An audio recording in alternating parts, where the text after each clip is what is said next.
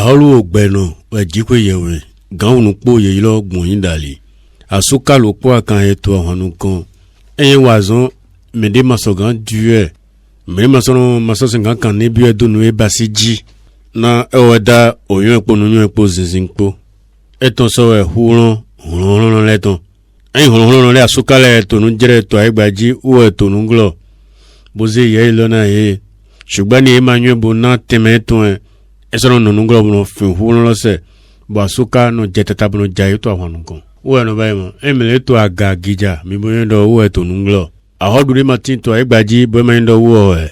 mẹ̀dáwọ́ dáwọ́ àsúká ètò ẹgbàjì bọ̀ mi tó kún pọ́n lẹ̀ jẹ́ ètò nùgbọ́ flẹ̀ bó black gbàjà náà èyí kan tẹ̀rẹ̀ ní sindua nìmẹ́nẹ̀ lọ́rí zọ̀mí bò nùgbọ́. ní àmà wa kan tẹ̀mẹ́nẹ̀ ètò nùgbọ́ bá ẹ̀yẹ jùlọ kàrán àgbàbò hanyabo katabo flẹ̀ kò ń gbé. maso mo ena do ete bona flu eto akota to ele sinu kan mo anu vubo hwana wata anu vudo ponyo bena reme dawe asuka eto ni me bo fle le na le kon susu tramando mo be me asuka we me heda yi eto to ya to le to gbe ena vo do shelo ena vo hunu ena vo gigolo ena vo ye lo we zombo ye dono ze duaga ati ya gabo senti tengbe ne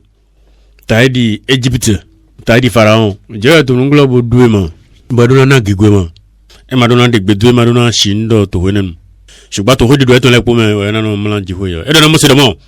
i ma so di kemi ni vanu kume to mo blo wo we fo awe go to no do mo bi go mi na vanu kume to mo gwe na go adi la do we e na mo wo gani mi na va we lo be so afo ene jo to hodo na pharaon e ma yin mo e yin ye ko na do gbo o mesile ni do ayego o so we yan na hen ohun ele bi agbegbe to me jodo so mi na hen ohun ele wa bi agbegbe to me we tem flow yena so shion nukun ayigba tonji bo mende mana so gan na do mo ayigba yena du pipo to eheye podo teton epo ran we son kensude bona so du atinde pepe he wa na we son danji ohun dido etene o kan ni ndewe yin bo emi mo feyeti mi na mo do emi no iglemeja mi na mo do mo dele ti mo we furu son gbaza bo furu to ngo ba no po ati lo we kere to te bero fleflo san bazane ndeno dunya o yo no du ati nde dolewe o wenu du kenso o ndo mo jikun o se flefle ton de jaso aga podo mi o polo do igba Egypt tonji ni do de po e ma fi o sele o wele na wa tun igba loji na do adu jodo jona do nte ma do de hia to igba Egypt tonji ene o to e kyan to to lo ni e de mi na be wele ran bo to nu kan yi me to we for we are women. I don't know most of them only drink poeto. Do Egypt ji. Okulon do mo se do mo. Drink alo to tondo ayigba Egypt tonji na ohunle na irindo keji wa ayigba Egypt tonji. E dona o mejo to do mo ni drink alo tonton. E gbe so gan drink alo tonton be niveau wa. Alo lo mo se drink to mo jon refon ahuzu. Bo kan ni ndo ni le wa ayigba Egypt tonji bo go vivivi. Tike po gbo le poji we go, nu kan me le go. Ailo bojile po go ko gbele po go file po go na ohun bo nu di dode do to wene lele eje na le duji bo me ma mo ku me Egypt ba ohun ele kele tun igba loji bo mi gbon fisusu mi do na enu mejo tun le do mo ye ni dibusi jiko yewe me ro po kan de yan ho lo ni go ni me le fo ma team le ma so team bodego le ma so team na do mo après jiko yewe wo e na mo me mo ko to ma da igba yi me le mo bodego me le ma nu kon me le ma godo me le ma ta dosi me le ma ta mi o wo ro po kan we aholu we zombo edo do nun kona pharaon na otode pole ndo sebo dibu eno mena edo sie bona domi de hier bo nunyina kan de basi o visile tole e me do na ya hoso to go e ba do to tamo e ma no de to we zo do we do mo ni ko dalo se to bo zindo e ya gbeji bi go a o gbabo han amon jo edo te na mo te do aso jawo tihia na ko tare pe ndo so ganyo nko se ni do to we ta photo a fochine na dinvie yen ko de alo se ton boya zo yin kan do ho ye po metule po ye ko so yin me shishian seson ayigba me e ko dizo o ta chaîne a photo e do mi ko dale meto bo zindo ali mena na gba ho shiba to zinzan lo me na he ton utu wa yen henwe na do shite na do hu se khiawe na do hu ti khiawe boro na o yin se ni do yin lila le do ayigba le ko o yin se ndo lila to ayigba le poji ndo yun nu eyin ni ato singidi me bo yo do mo jo to nuglo won we ni me ne version varon to azon ja okun ja oko ba si Bon dona me awakuza do dena to jagbemu bon dena to bonu imo. Bon zia do to me to kuno bon pa bon ka ba to kuno je hodoji no je nzeji. Je to ndo flen. Me we azoma ne je to flen ba yo asunyo do je to flen. Wo zo matalia e to so gan me pele poto. Ye cho e no mo talia e to no hu gan to sesen we nu. Hu gan me shen le poto. Mo kle mo se ati gbeto alo paro lega he ko jerun konele. Yero kante me da ho na jikwe yewe. Na o eto nglo boto asono le basi. A ho dule mati to egbaji. Bo jo e ma to me ponu jikwe yewe to me. Fufu nu flo to me to na fu sei. E na fu sei bo e ma mo ba. Wazo midona gbeto krogan de to egbaji le adokuno ati me ma adokuno. Poro me do ho gbo e do mo je no yin. Do se no le ati huru no le ati huru no le. Po me no huru no du gan to gbeto le jikwo do. Inizon dede ni no me. En dede mo no me ba anjuna basi asukalo tran. Ena no zanto ko do didawe yi. Afono to na yiro ya manga so ba. Zama ena no do bundo na didawe blebu. Bo ena dawa kaka ko nji go. To mi abi so ba de an to lo. Kaka ihon no fo manga yo. Ena isu edo ai hon de vo me. Wo zombo hunu no le do no dibune. Onwe de wa igbaje nele. Edoki adomo e ma mo ndudu ne e ma mo ne gbegwa egbedomo to kwe ne me bona du ne neteto yenya wo yato to ndudu me yero fré o fosun atson atingo yero bonda gbeze so ndido le me ba le so photo mo no basima donc on ene lole wa igba loji na do yi a hosu to go bon maintenant c'est nous we Joël to dido Joël chapitre 1 verset 2 tokere verset 12 tokere la here for we to bron here for we awe to Joël o we Joël go Sehe. Mi ome hola emi. Bosona oto. Mi to menu ayigba loton lepo. E ko tin to azan mi ton leme la. Kavi to azan oto mi ton leton me. Amo wen lopo, amo ekpon, amo mon koton pon. Doni atin ayigba di fiflifi, amo mon koton pon. Ye he 20 mon wiyan. E dwi povo. O 20 lo so dunpo. Si se man na 650 di de jeroba. Ne teltu. A dile bio lan to me yi. Nukon. Ati pomegranate ton lo. O detin loga. Po ati apili ton lopo. Yedo ati danji ton lepo we ye hen yo. Pata. Na ye hen ayaje mon wiyan son visunu gbeto le to me. Nete e waite. Ye dinho jiko yewe. Egypte dinho jiko yewe. Verset 12. Ye hen 20 mon wiyan. O 20 lo so dunpo. Ekwe. We follow away. Bodo ya pone. Mina so gobio we Joël to me. Tai ton away. Aforo po chokere po ulogogo. Me kun opelo to zioni me. Bo so hun sin igode to so wiwe se me. Bo to menu ayigba lo ton lepo ni siso. Na azan okulun ton loja. Azan loja eta loji. Na etin to aloji. Okulun so do gbe ton to awon fun to eton lenu kan. Na dawo susu we o sra eton. Na hulun we wo kegen oho ton she. Na dawo we azan okulun ton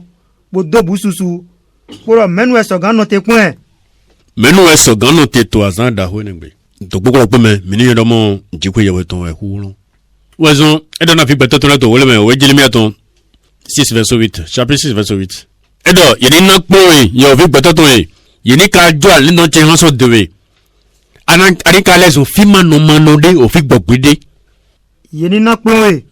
ye Jerusalem. Yeni na po e Jerusalem yo fi beto ton. Yeni ka jo alindo she ranson dewe. Yeni ka jo alindo che ranson dewe. Yeni ka hewezun ovode. Yeni ka hewezun ovode. Ayigba mano de. Ayigba mano de.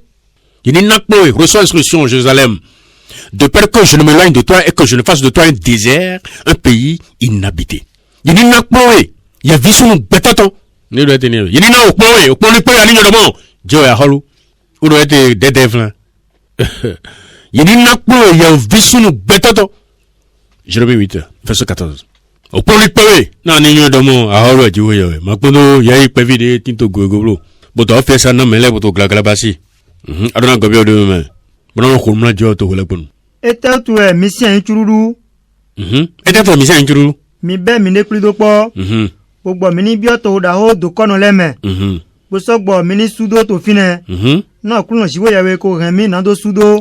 Devenir. Boko so na osin vive ton mi. E na lo magbo siye to si mi o si teme na mi ka singa dunu bra nu aloma gbo sinde jilo ina ye o sin vive na mi ko wa yina dodo okru no go utu ye do hodo go me mo do hodo go mi do nukun jijo o ye ko da obi jijo o sigba adagbede mo wa mo mo dagbede we pe poro na ojire azon en gboton de ojire azon en gboton bodo ayego mele pe to we do liji avo sisa dagbe mo no ba ni re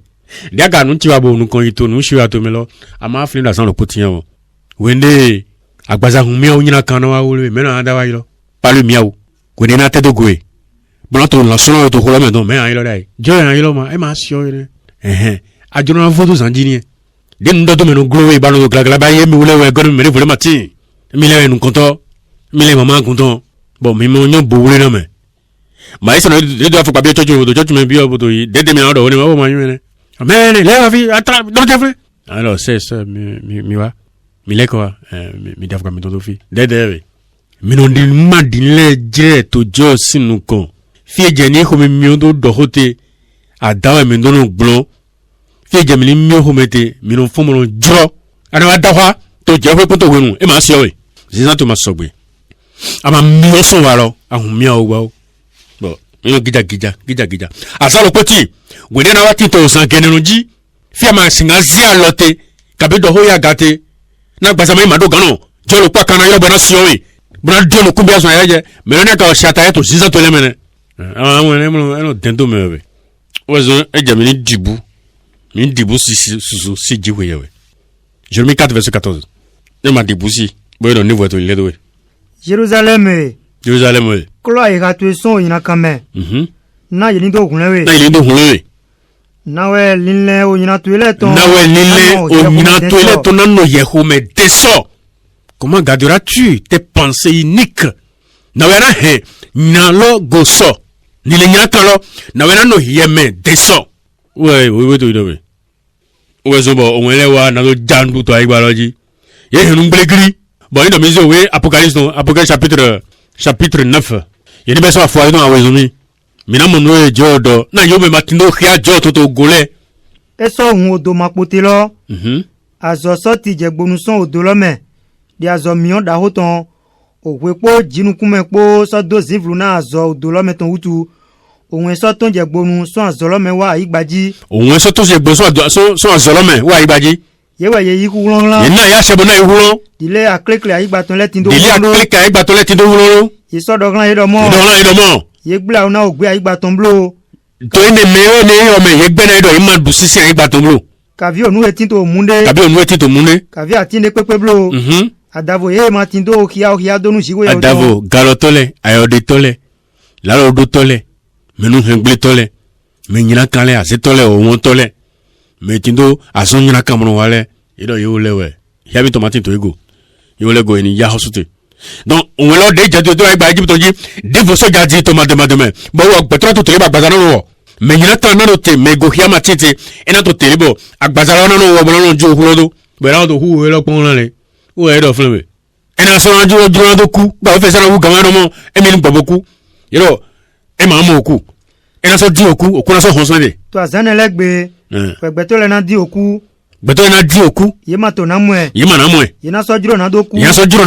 oku na so hon so ye de ma mo ku epe o yin ni wo de bo ye ni wo boja bo to te pon me na kan le me to gbe na kan me mo no te chro to je ho me to zivlu me to zamele mo no do bu na me no di te zamele ni so je clean agba gbeto sin teme e yan so mo e to ye no le me yan jiro ba do mo mi to communion se do aga ati niveau to ho me ile to na te nyina ngba wo Apocalypse 2 verset 9 jodo mi to ile pon bo nyo e ganji mo to ile pon din maintenant les on a tout boulot mais tout ça mais bon ça quoi bon ya on a fait ça je connais bon ça do mi wa ile to na nyina ngba wo zo mi nyo azotue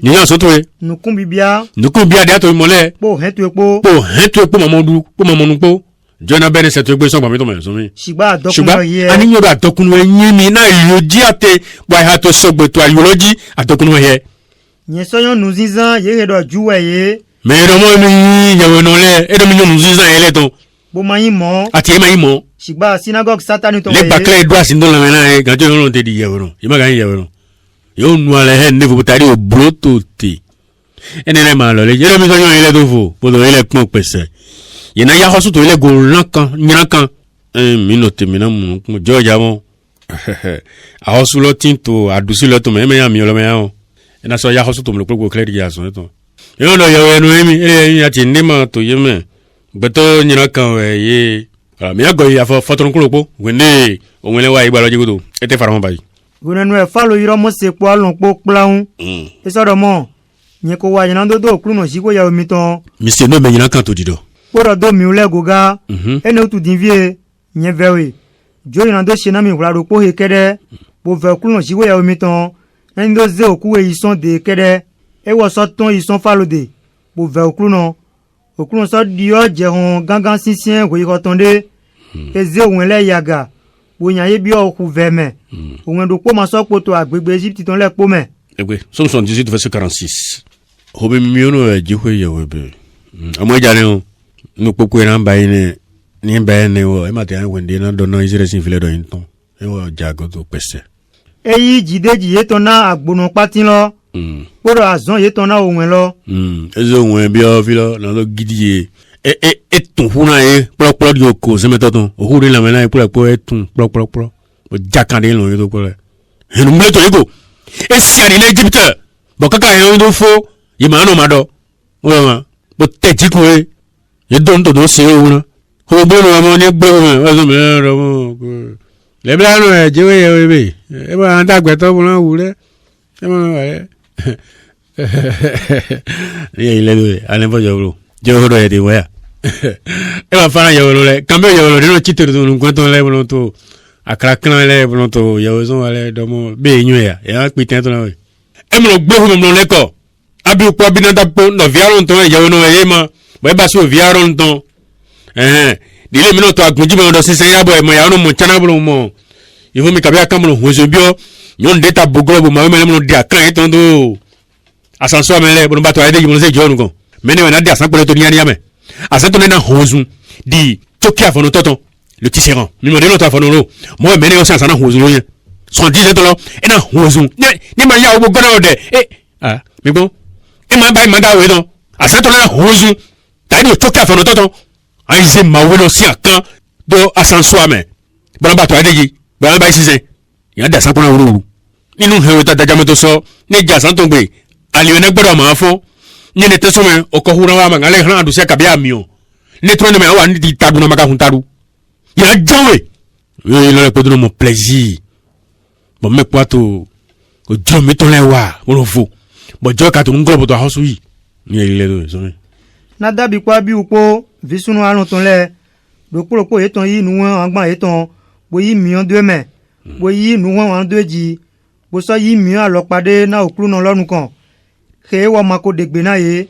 mi o so ton wa fine son okru na lorun kan bo su ye do ye so ku to okru na lorun kan ye ku che e ma di o ye we o hun Jesu no me no la hun Jesu do la ma yun la ini gwa igodo bo so fo pon he ina gwa godo ma se o su do wo no ta wa do to wele me edo nyema wa na do hengle adavo na do hendi yawo lo ye e ma wa na do hengbe adavo na do hendi bo so do fe do mo e ma wa na jijo wo adavo hi edo ohi nu shawo no mi hita lo memlamla bo do wa igbaji o ya lo me won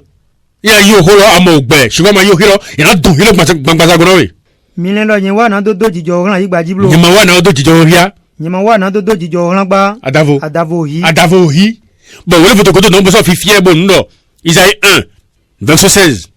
wo to do mo wo so do ne bodo edo mi lawu mi dasi ganji wo ko do fin da ne bo klemo lawu kabi na mi ni we ado klo mi lawu na mi we mi dia so nyina kamiton so nu kona mi dia so nyina kase so lo mi to me do alo nyina wiwa to te mi plon da gbe wiwa bodin wedida mi go alo na me ye si awuna verset 18 okunu da mo edo to egbe do mo wa divie na mi ni le ndoko nyina do mi ton bia to bia yena we ta di kensu ye di veta di alali yena ta di sekanfun mi drobo setonu minandu dagbe aigba to ti paradise no ati lo meton sigba igbe bo so siate he ho yo hido humi ama ya fere gbe wo ene fe ho bo kungo ran ohi we le do won ohi lo ya dogbon go we di mo mi agbe bo siate he ho lo mais il faut te craser ina gbonji ina poto we we ene ma lo hun Jesu ton lebla no dodo no enu ko ton we ṣùgbọ́n mi yìnyín kan náà jìyà tó àlọ́ ẹ̀ tó mẹ́ wọ́n wọ́n wọ́n wọ́n ní tó hun hàn gbọ̀n mi ò jẹ́ gbọ̀n mi ò lọ́mọ bí wàá ìgbà Egypt tó jí bótó àdọ̀hún náà lẹ́ dán mi jọ mi dé dọ̀ mi ò mọ̀ òun ẹ̀ ní Faraon máa jó mi lẹ́tọ̀ jẹ́ wọn mi náà gbọ́ àpọ̀n ní ìjọ sọ́jú náà bá sí lẹ́bẹ̀ sọ́fẹ̀ tó yàn. òkúrò sọ́dọ̀ ọ̀rán mọ́sẹ̀ dọ̀. sọ́dọ̀ ọ̀rán mọ́sẹ̀ dọ̀. dìrín àlọ́ tu ètò ńlá òlùn dàlí. náà zivlu ní tó tí tó àyígbà Egypt tó ń jí. ìrọ̀ zivlu keye sọ̀gán tẹ́pọ́n. níbo sọ nìyẹn. mọ́sẹ̀ sọ dìrín àlọ́ ẹ̀tọ́ tó ńlá òlùn dàlí. zivlu ti tiri rẹ sọ tí tó àyígbà Egypt tó ń lẹ́kpọ́ jí àzán tán. yé ma sọ̀gán mọ̀ mẹ́nọ́zo mọ̀ mẹ́ndé ma títẹ́ sọ òtẹ́ tán mẹ́ xɔ àzán tán. ṣùgbọ́n visirẹ́ tó ń lẹ́kpọ́ tí ń do hin wọn tó fi nínú yé tán lẹ́mẹ̀. òwe pọ̀ ṣẹ́wọ̀n sọ́gọ̀ ìfẹsẹ̀ sẹ́tì náà máa ń dọ̀ wọlé déjì wẹ̀ àgbótó gọ́ àṣìfìlú jì. Devi falo ton le sọ́dọ̀ glen do na ena denso po dawe na do yin o monde ran me gbogbete o le ni na yin do sin okun no siwo yawe ton be ye ma ko yun e jedin vie do ye va Egypt be ma mo do Egypt yan o po aba ma tra tin le jiba tin le po eje owo eje gokro be ama mo do mo Egypt to yan o po o do yen yan itebe gbo mele ni gbàsókà sí ìfilẹ̀ ní fi èjé yìí bí amamọ̀dé Egypt lọ amamọ̀dé tó fi ètò jíjẹ yé dọ̀bọ̀n náà tó fi di kúrò jọ́ tó ń da owó ẹ̀yìn sífù mìíràn tó wọ́ wẹnu òwe Genesis tán 30 tán 40 tán. tó wọ́ wẹnu ṣùgbọ́n yàwé dá òlọ́pọ̀ àyíwọ́n pọ̀ àyíwọ́n tí gbọ̀ gbé gbọ́sọ̀ jẹ̀fọ́ sífù sọ́ṣíọ́n tó gbónukún mẹ́ gbígbọ́ ṣìwọ́ yàwé tán sọ́pọ̀ bàbá tó sinukún tají ṣìwọ́ yọ sọ́dọ̀ mọ́ gbọ̀ híwọ́n ní tíì híwọ́n sọ́ tíì. sífù sọ́ṣíọ́n tó gbónukún mẹ́ zivulu ni wẹ́ hasẹ̀ bótó ṣe hihan wa ẹ̀mí sọ́dọ̀ mọ̀ òwe ẹ̀ máa yẹ òwe wẹ́ hihan lọ ní ma yẹ mẹ́ soso ni ẹ̀ ẹ̀ òwe tẹ́ sí mìíràn mọ̀dọ̀ mọ̀ hihan fífi lọ́rọ̀ tí bọ̀ọ̀nù pọ́npọ́n bọ̀ ẹ̀ hihan filifilifili rẹ̀ hihan lọ ni ẹ̀ ẹ̀ máa yẹ òwe àṣẹ́ni tọ́gbẹ̀ gbọ́ yẹn náà yìí dáwé ni quatrième jour ó gbọ́ yẹn náà dá òwe oṣù àti oṣù lẹ́fúlẹ̀ ṣùgbọ́n hihan ni tí gbẹ̀lọ́mẹ ni hihan wọ́n yìí mọ̀ bọ̀ gbẹ̀lọ́mẹ hihan zivulu titiri ne jọ wúlẹ́gbọ̀ ìṣe do azotuto ayigbade foji bo sero do flen vlavo mena photo so bro do mo emile dra igbado si ma jona ba so kama e do mi na yilo civil session flen do kwa vo he e zivu chouin zivu de do ete dimbo iso gan tekpolo bo e zivu titribo iso gan tekpo bo do iro ni ate ta mi o gbon do gbon ayo go so ni leme mi o gbon de to hwe to hwe to hwaji agewaji bo yita do ta na jero pono bo to nyene to ta na we ama monu hu gan account we zivu lo ni àwọn ọ̀rọ̀ níbo ẹni ọ̀ mi ò gbọ́ mọ̀nù bí ọmọ ẹ̀ ìyẹn ọ̀rẹ́ mọ̀nù bí ẹni mẹ́ zivu ti tiri pínpín wẹ́ẹ̀bẹ̀ yìí máa fọ́n náà sàtọ̀ ní ẹnì kan tó lẹ́mẹ̀ ọ̀dọ́ mọ́ fi èmi lọ́lẹ̀ síbọ̀ zivu lọ́wọ́ tó a máa fọ́n ní àfọ́n asọ́ta nínú àgbà ma bọ́lá hàn yán yìí máa fọ́n Egypt lẹ́ máa fọ́n èlì ilẹ̀ náà sàtọ̀ yìí bá ibò lílẹ̀ zivu ní lọ́wọ́ yìí lọ́wọ́ àdín ẹ bá sí àsọyìn kan ṣé ni tọ́ ó ní ẹ jẹba ni bọ́ zivu dodo yẹ ẹ̀mí kan dodo ọ̀hó inú kan ẹ máa yẹ mẹ́ soso wọ́n sọ mi yàn gbọ̀mọ̀lá jó fúnlẹ̀ wọ́n tó sinọ́ ẹ̀ńdọ̀ jẹ́ ọjà zivu ti tiri pínpín wẹ́nu nù gọlọ́ nẹ to afɔ ɛtɔ si ŋgɔlɔ ɛ ma deke gbɛtɔ kabi angɛli sɔgɔn mɔ nu gbɔnfilɛ do yi mɔɛ titania àmọ́ hɛn de wa ti to tɛɛtɔn bo gɔrɔ zivulɔ kɛntɔ wɔ mɛ wọ́n de ma ka yɛ mɛ susu hɛn de wa to tɛɛtɔn lɔ deme te lɔ ezɔnbɔ zivulɔ ne lɔ ma ka sɔ awo kia sɔgbɛ ta fɔlɔ gɔlɔ àmọ́ ma ka sɔ awo kia to fi yɛ de ne yà lɛ kpɔmɔ ye bo sɛkpɔ mɛ mina lɔ tó mɔ tɔn wọ́n su diɛ ɛ b'a ta fa ye gbalɔ jina tó kpɔn mɛ jɔn fa fún hɛ lɔ ɛ mɔ mɛlɛ wé o bolo lɛ kílɛ wɛ mɔ ɛ mɔ mɛlɛ yà ɛ mɔ mɛlɛ o so wa be e wa igba loji bo zivu pin pelota fo ton glo bo to agadan kija bo no nga se pele matin e di me do mo chapitre 5 verset 2 falo so do mo mo lo payo menu okru no bo yin do ta na e ka wa lo mo me o alo te me lo na ke do parun ko e do se po e le horo to Egypt e mo Egypt su bebu ma ko mi ne olo ta igba tin to alo to me ta di kunkun si agoro po e do bo mi lo fo mo ble to wele pe mu me no e na kwa fun heya mi do na fi beto to do yin le fojo bo lego do kunu e tonde e ba mo mele no si venu le bi agba Egypt tonji bo to nu kunu fara won poto asun yin na kan ton lego job 18 o job to taiton ko wi awe afoton ko wi awe ye na nye son hi kon me bi o zivlu me bo so do zone ton son ayi kon me e mana tin do vi sunu ka vi onu to gbezan to me de pepe o ye o do ne de o mehe do menu e jiko yewe ye na nye son hi kon me do bi o zivlu me o viati asi ye na sanse Faraon ti no viro vie to lo ma ko amo din to nugo vie to lo pa kan na no jiro zame jo no bodo fian ni do yi ani do de vie me la me no no jo to si wo so han le do mo fi asuka yon me don lete ya ajin to le ma fi no me asidi asuka le mo zeta to jo sunu ko e dios mo sino bo do na hol de do anu kuma na hol de korea e do yini de nkwato so o gbeto me yini mo heflu emi bo do ne won mere to so ko to me mana mo ta mo na si fiji bo na to hogu to israel me gbere to jura me gbere ba emi gbe kaka do yi bo wo do mo be ye mo nu e to wiwa awon mo nu e me le to wiwa we akada do ma jo yana do na regarde bon ye amonu e to wiwa to ali wo gbole ji to santo me to sa gboda we me chapitre 7 verset 16 Jérémie bon wa ide o akade o do wa ide mana sewe pon we to wiwa mi onukun bi o me pon to bo mi onukun bo pon me pon loji pon civilisation de to wiwa ene utu ye kudena o mehele blo awre blo mo ye so zi akwada gaka vi o de na ye blo mo ye so basi avungbo ran mi blo na nyamana sewe gba be ye mama nu he ye to wiwa to da ho juda ton leme Apocalypse 16 verset 10 et verset 11 angeli atonto so tuntun ogo eton jegbonu do fin kanlin lo ton ji aholu eton so do zivlu aholu eton do zivlu jono zivlu do no khwavu e pe ni agba o se jo ton da ibo to nevo di zivlu na go ho to me ka bo tro abome ka ifiano la ote kabi fiano ebio kabi fiano gbojete kabi fiano ka ifiano lo pe na go na zivlu ton ouais d'accord et le verset 23 chapitre 14 j'entends oui j'entends et le mais ici autant tonton dagwe et nous le po to pona wa de bona no ko to bona no ho eto me ouais ouais Jésus glombo do glen do mo e me de yin wana me e na yin o hoshile o to se na so yin wana mi na so wede nye po to se pona wede bona so basi no temi mi na ba no temi to ho eto me o me ya jamano me nkano ne de ko fi to chakatu ho to egbe bodoleta zedu eso aso mo ide o pepe to ko bonu nyina kan to glona ye po to agun le me agun christian ton le me nyina kan le wa to gigo me no ko ne no le wa to agun le me go ba to hui ye ka yon e do mi mo che yo ye pata ka agun so lo to ai o ru ne wa bo me ye na ko pon e wona gigo e ama yen ko da we ya ye ngo wo yo yo afi to ma zen kun to jiwe ye yo wo yo san to le ma ajo anja ye wo no mi na gba wo to di fle go do ni to mo do na me do mo me ne o ma lo leji o fu ale nlo ma je do no hele ni mo e je do mi ni nko bi o mi do me me chate he ho joton bro ma tito sengloba jo ka ba si o sen ni kan o bero jiwe yewe bo ye se point o do fle gbigbo to yin do mo jiwe yewe webe wen o sen ni kan jiwe yewe o sen we ni o sen mati jo ma fle o sen we jiwe yewe bo je do mele ko ni o ni eze si vlo ba ton kun igba jibi do bo so te kun mele pe de na fond dans le mon cotonji ina si vlo ton kun somme 105 verset 28 et do zivlu pour rien do zivlu e pharaon do zivlu bo he o fie to do zivlu gigo to do zivlu ye to do zivlu hu to do zivlu madu ga bio me e ko ni tabo babo fufu to ede me ene lo yimandike kaka ndo mo o ya godoto yo mo ena tabo gba ede mo akono na kan o de na kan so dego de na jo dedo krigo na jo afohupo achapada hu yo bodo bo ena gba bo anilo na kan do vovo dagwe bo ena de bo jijiro na glo ena labo gbabo han ya bo kata bo fufu bo je ho do emiti mina mo tan ganji bono wa pitan jiwe yawo to no dagwe no ya mo me mo ta fo sen to ji na ta fo sen to ji ana trokun agbo leko mi no do mo na mele me flefle de no ile ne die so to vo ganji en to we pere en to so ga mo nu kun dagwe do de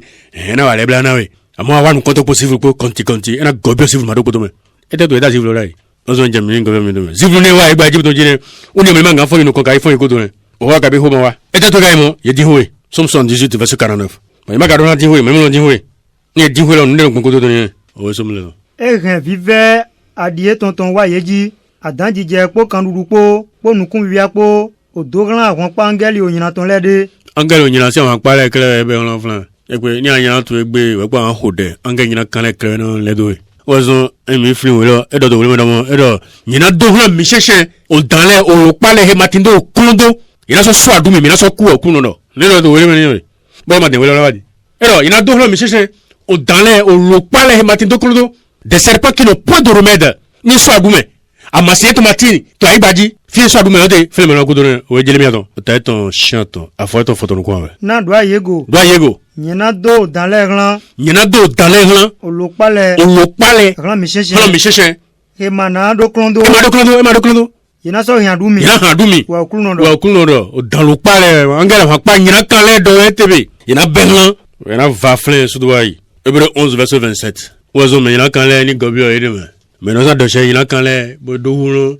de no zindo me bo no yo le jojo do ni hwavun e me jo na hwavun gba o Ada temela tu njira go kaka amo. Nwe jire tu na gobi osume bo ena nwe kwa jiji.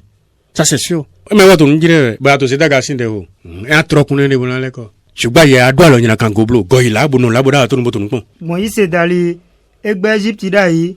Pour ma sorte dibuna ko mengle a holuton.